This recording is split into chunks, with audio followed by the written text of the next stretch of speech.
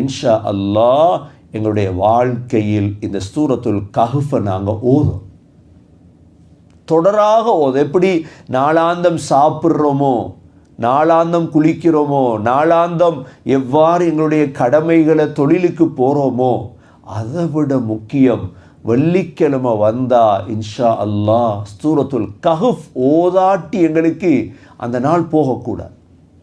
எப்படி சரி ஆரம்ப ஒரு 10 வாரம் 20 வாரம் பொறுமையாக இருந்து ஓதி பாருங்க. அதுக்கப்புறம் உங்களுக்கு பாடம் வந்துடும்.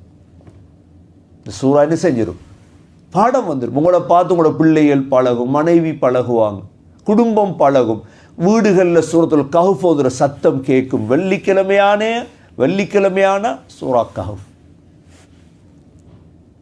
இந்த சூறாவுடைய மிக முக்கியமான அம்சம் இதுதான். இதை வெள்ளிக்கிழமை ஓதுற முஸ்தஹப். இதனுடைய